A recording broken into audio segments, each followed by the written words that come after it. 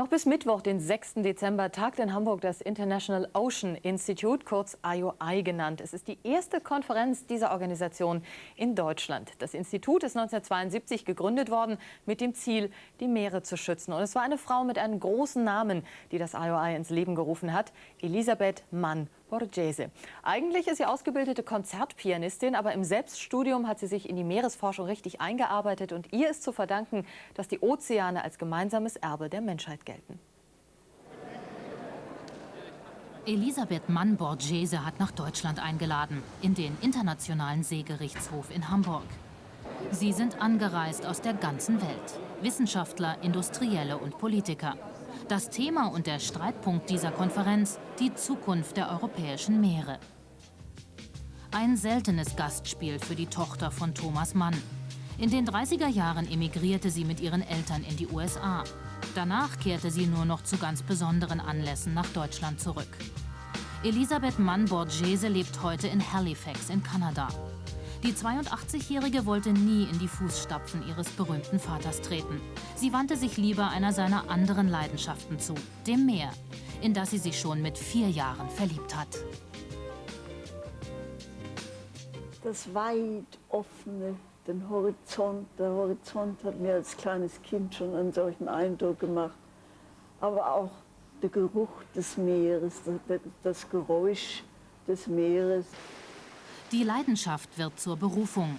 In den 70er Jahren gründet sie das International Ocean Institute als Ideenschmiede zum Schutz der Meere. Ohne das Meer konnten wir nicht leben. Und wenn wir das Meer kaputt machen, machen wir uns selber kaputt. Elisabeth Mann Borgese ist es zu verdanken, dass es eine Reform des Seerechtes gibt. Einer der Schwerpunkte ist die nachhaltige Nutzung der Meere. Dafür setzt sie sich auf internationaler Ebene ein.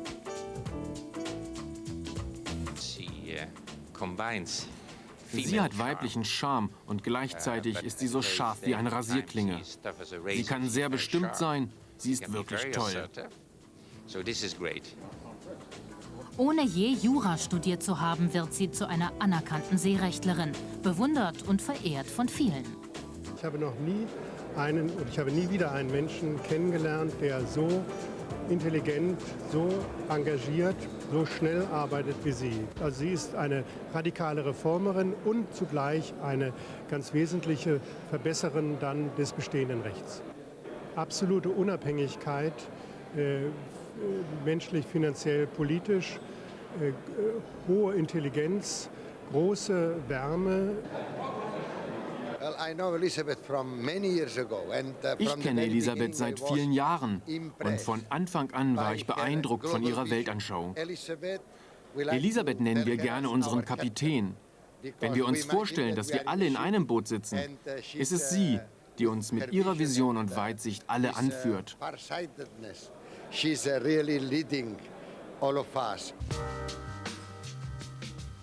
In 30 Jahren sind 15 internationale Ozeaninstitute entstanden. Zukünftig soll es auch eines in Deutschland geben. Das ist also eine Challenge, die europäischen Meere besser zu verwalten. Was natürlich nur der Fall sein kann, wenn das Bewusstsein in Europa sich ein bisschen ändert. Bis jetzt war das Meer stand nicht im Mittelpunkt des europäischen Interesses. Die zweite Challenge oder Forderung ist die Rolle Europas in ihrer Beziehung zu den anderen Ländern, besonders also auch den armen Ländern, den tropischen Ländern, zu hören hier von unseren Kollegen von den Entwicklungsländern, was sie von Europa erwarten und erhoffen und was Europa ihnen geben kann. Diese Arbeit wird weitergehen, solange ich noch arbeiten kann, solange ich noch lebe. Es wird hoffentlich noch sehr lang sein. Die Bahn kommt.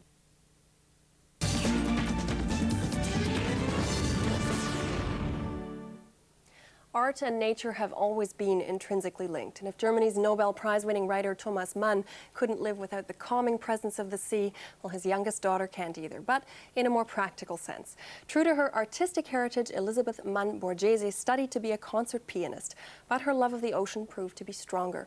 In 1972, she founded an organization to protect the world's oceans. This week until Wednesday, the International Ocean Institute is holding a conference in Hamburg. It's first ever in Germany. Well, here's more on the woman behind it. Elisabeth Mann Borgese is hosting an international conference on maritime law in Hamburg. Scientists, industrialists, and politicians have traveled from all around the world to discuss the future of Europe's seas. Elisabeth very rarely comes to Germany. She emigrated to the US with her parents in the 1930s. Now her home is in Halifax, Canada, and the 82-year-old only comes to Germany on special occasions. She never wanted to follow in the footsteps of her famous writer father, Thomas Mann. Her passion is the sea. She fell in love with it at the age of 4. The vastness of it and the distant horizon made such an impression on me as a small child.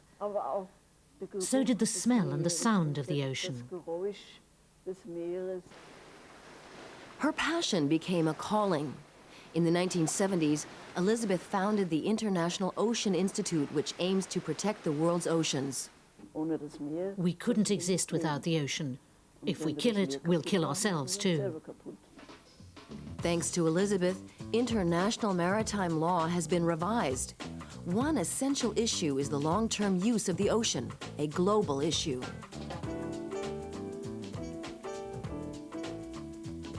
She combines female charm, but at the very same time she is tough as a razor. She is very sharp. She can be very assertive, so this is great. Elisabeth never studied law, but she has become an internationally recognized expert on maritime law. I've never met anyone who works in such an intelligent, dedicated, and efficient way as she does. She's a radical reformer and has also contributed in a large way to improving existing legislation. She shows complete human, financial, and political independence, as well as great intelligence and a lot of warmth. Well, I know Elisabeth from many years ago, and from the very beginning I was impressed by her global vision. Elisabeth, we like to tell her as our captain, because we imagine that we are in a ship, and she's with her vision and with farsightedness. She's really leading all of us.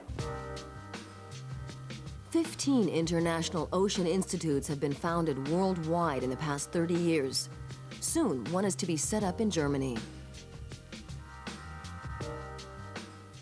It's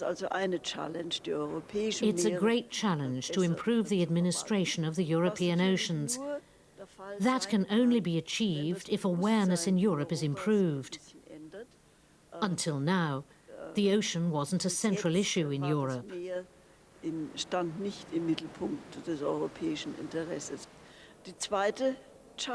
The second challenge is the role of European countries in relationship to other countries,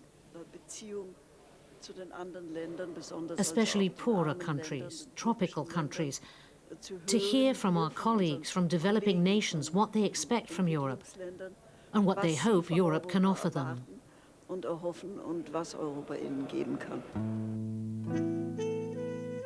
This work will continue as long as I can work and as long as I live. Trains, planes, and